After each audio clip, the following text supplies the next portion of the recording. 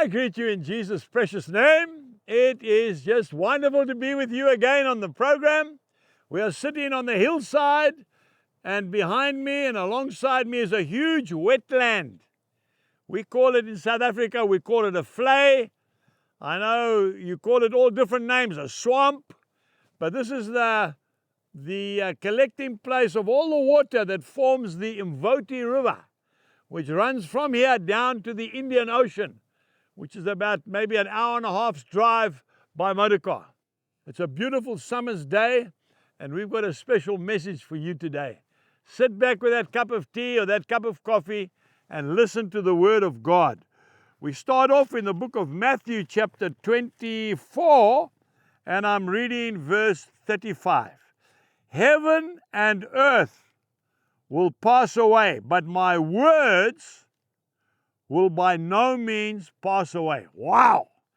Even heaven will pass away, but the word of God will never pass away. Isaiah 40 verse 8 says, the word of our God stands forever. The word of God, of course, I'm talking about is the Bible, this very book I'm holding in my hands right now. This is Jesus Christ in print.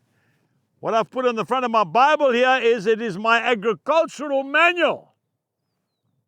A lady sent me this cover all the way from Switzerland many, many years ago. Folks, if you've got a disputed work, settle it with the Word of God. If you've got a problem in your marriage, settle it with the Word of God.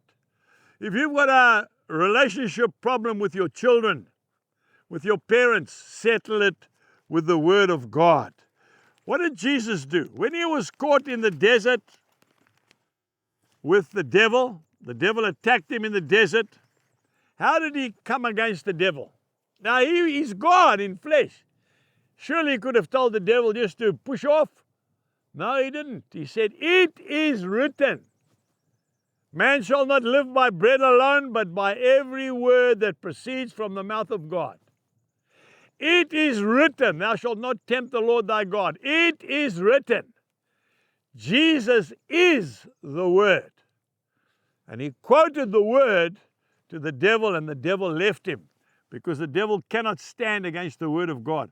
Why is it that we as Christians, we try every other way, and then at the last, in sheer desperation, we look at what the Word of God says? Don't do that. This is a sword. It's the only weapon in the armor of God that we can fight with. Helmet of salvation, breastplate of righteousness, belt of truth, shoes of the gospel of peace, shield of faith to ward off the fiery darts of the evil one, and the Word of God, the sword. You know, I was watching the Olympic Games not so long ago, and to see those sword fighters, those fencers, is incredible. But you see, you have to know how to use the weapon. If you don't know how to use the weapon, it's useless. It's no good having a jewel-studded Bible sitting on your mantelpiece in your lounge to show everybody how beautiful it is, but you don't read it. I've often said, show me a man's Bible and I'll show you how much he knows the Lord. You see, we've got to use the weapon correctly. Old Testament, New Testament.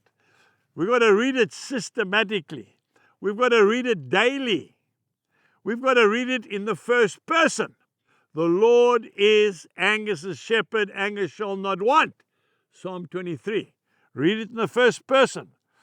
We've got to get a translation that we understand. The one that I use is the New King James Version. Don't read a translation you cannot understand. And I want to tell you, folks, it'll change your life. And you must do it daily, not now and again. And God will be a compass and show you the way to go. Jesus bless you and goodbye.